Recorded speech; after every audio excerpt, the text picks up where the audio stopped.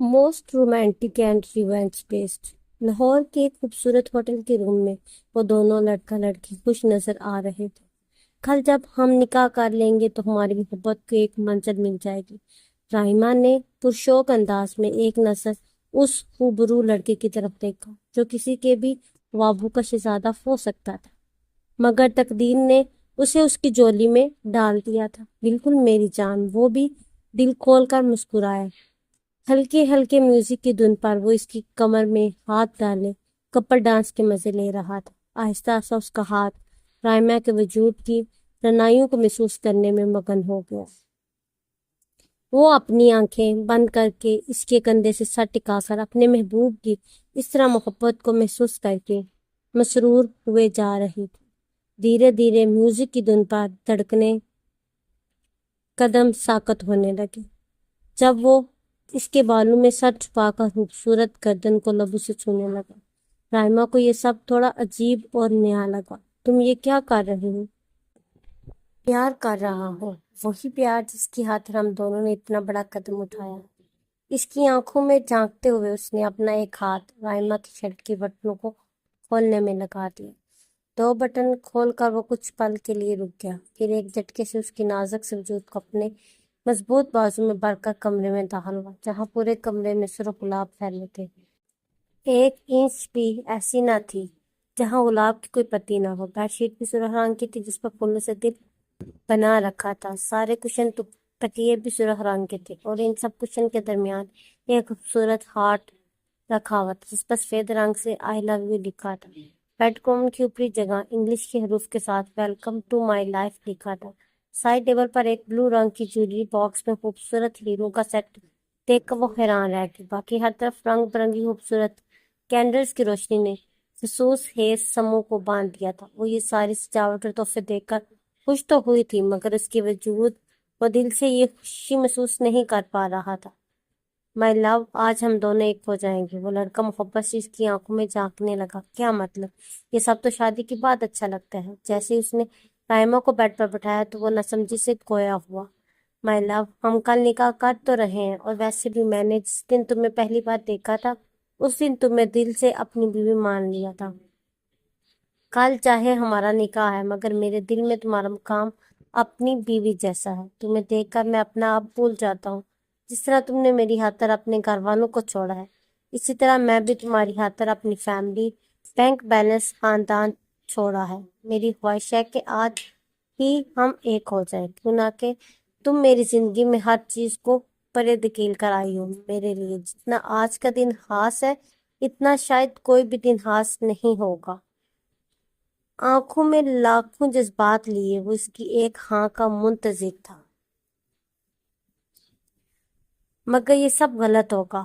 او کم آن مائی لو، محبت اور جنگ میں سب جائز ہوتا ہے۔ ہم دونوں ایک دوسرے سے بہت محبت کرتے ہیں اور اس وقت ہم دونوں کا اس بھیگی شام میں ایک دوسرے کے ساتھ تنہا ہونا اس بات کا ثبوت ہے۔ ہاں، تم ٹھیک بول رہے ہو مگر ایک رات کی ہی تو بات ہے۔ رائما کا دل ابھی بھی نہیں مان رہا تھا۔ شاید اس کا ضمیر ابھی بھی زندہ تھا جس کی پکار اس کے کانوں کو سنائی دے رہی تھی۔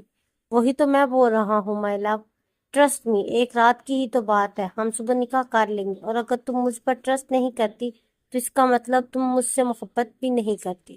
سب کچھ جھوٹ تھا، تم مجھ سے فریب کر رہی تھی۔ وہ بے یقینی کے تاثرات چہرے پہ سجائے حیرت سے اس کی طرف دیکھنے لگا۔ نہیں نہیں، تم غلط سمجھ رہے ہو۔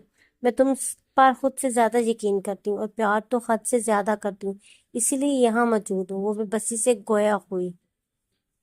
ہاں تو ٹھیک ہے، اگر تم کہہ رہی ہو سب سچ ہے تو تم اس وقت مجھے خود کے قریب آنے سے نہیں روکو گی، اور اگر تم مجھ پر یقین نہیں کرتی، پیار نہیں کرتی ہو تو ابھی بتا دو، میں یہاں سے اور تمہاری زندگی سے ہمیشہ ہمیشہ کے لیے چلا جاؤں گا۔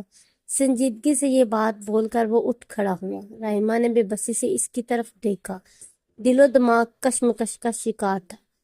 اس کی ناراضگی جان پر پن گئی تھی۔ آخرکار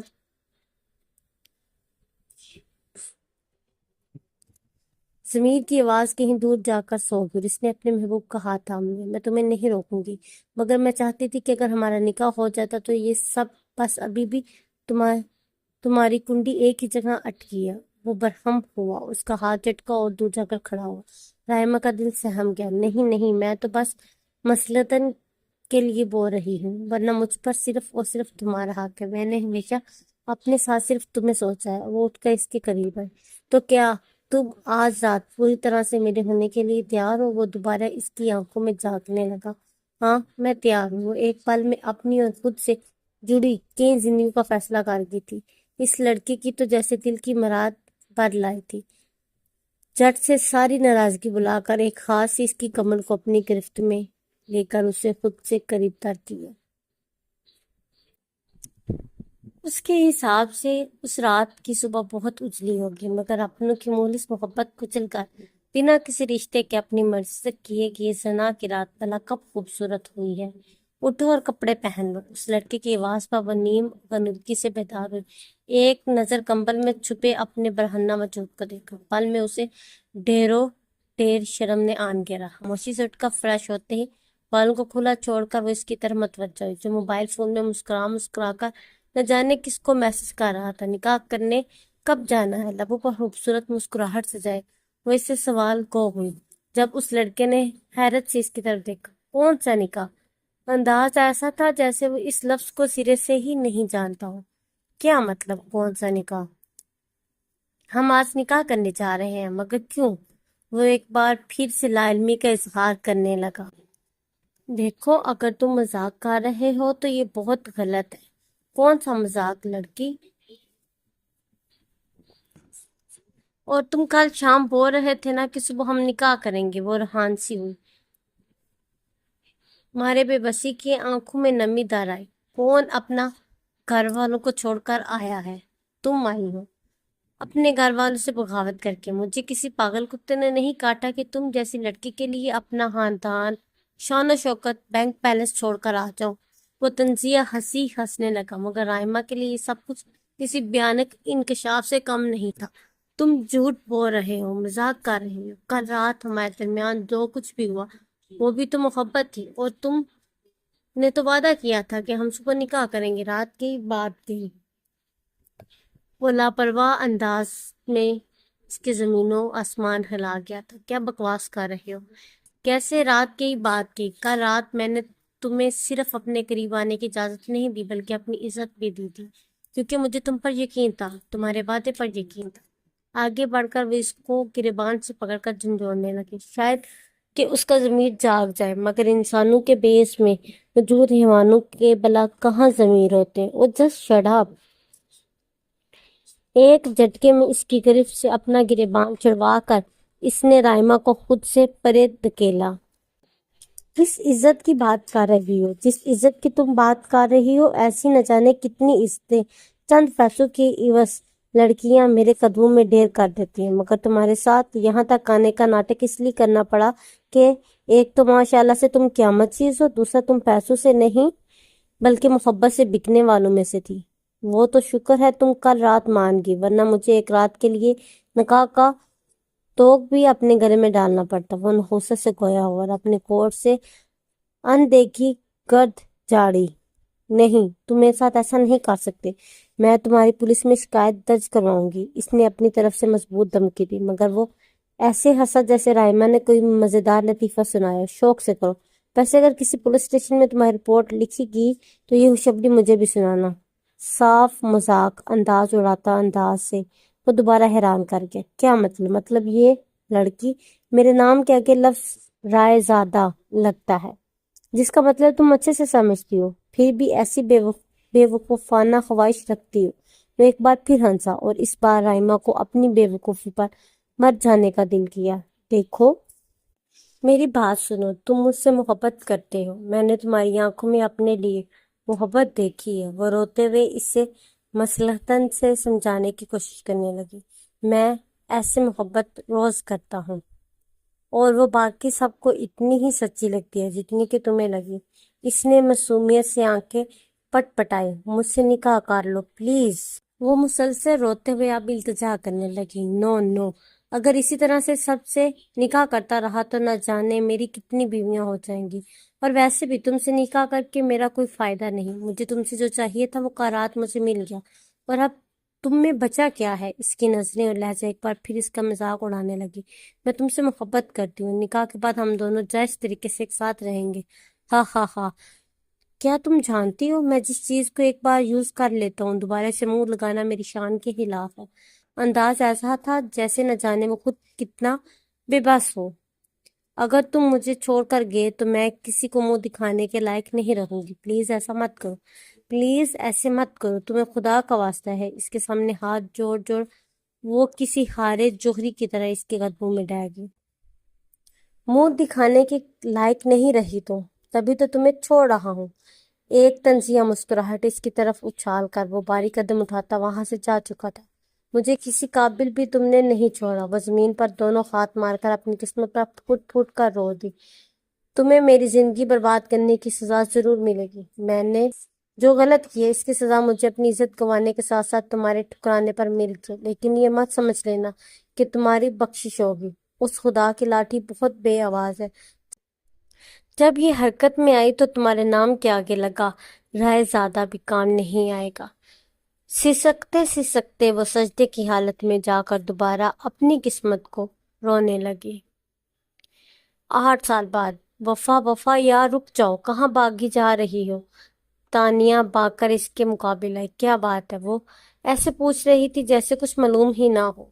یونی میں آج کتنا بڑا فنکشن ہے؟ تم تو اس میں کون سی بڑی بات ہے؟ یونی میں تو ہر چوتھے دن کسی نہ کسی بات کا ہوا بنا کر ادھم مچایا جا رہا ہوتا۔ وہ شاید سچ میں لا علم تھی۔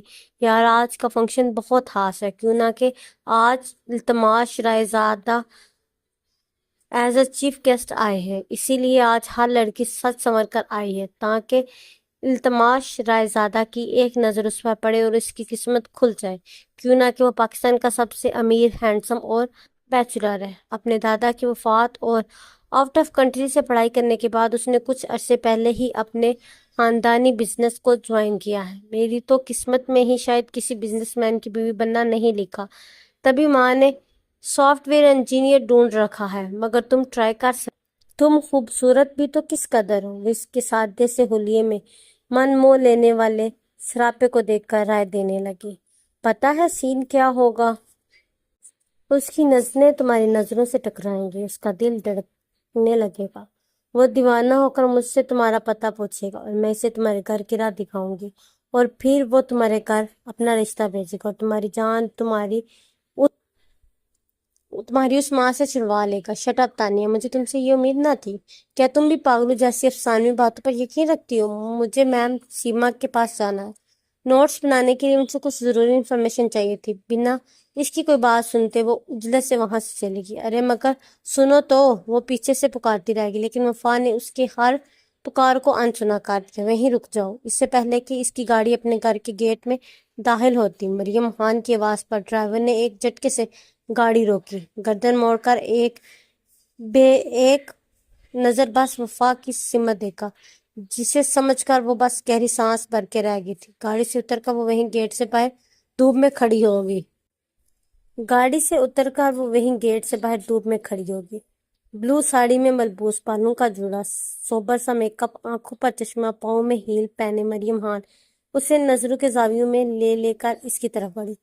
آج تم پورا گھنٹہ لیٹ ہو، آخر کیوں؟ آج یونی سے کوئی التماس رائے زادہ آیا تھا جس کی وجہ سے مجھے میم سیما سے نوٹس کی انفارمیشن لینے میں دیر ہوگی۔ وہ بہت مصروف تھی۔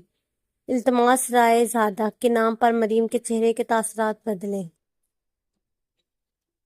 جس وقت التماس رائے زادہ آیا اس وقت تم کہاں تھی؟ ایک اور سوال۔ میں اس وقت کینٹین میں تھی۔ اس کے بعد میں میم سیما کے آفس چلے گی۔ کیا تم نے فنکشن اٹینڈ کیا؟ نہیں، میں نے فنکشن اٹینڈ نہیں کیا۔ اپنی ماں کے سوالوں کا سپاٹ انداز میں جواب دے کر وہ خاموشی سے وہیں کھڑی رہی۔ مریم نے پہلے کینٹین میں کام کرنے والے ایک لڑکے کو فون کر کے وفا کی وہاں موجودگی کی تصدیق کی، پھر میم سیما کو فون کر کے وفا کی ان کے پاس موجودگی کی ایک وقت کی معلومات لے کر انہوں نے ڈرائیور کو اسے اندر لے جانے کا اشارہ دیا۔ اس نے ٹھنڈے پانی سے شاور لے کر وائٹ رنگ کا ڈھیلا ڈالا ٹراؤزر زیب تن کیا، آئینے کے سامنے آ کر ایک نظر اپنے سراپے پر ڈالی۔ تم تو کس قدر خوبصورت ہو۔ تانیہ کی بات اس کے کانوں میں گونجی۔ سنہرے رنگ کے کمر سے نیچے آتے بال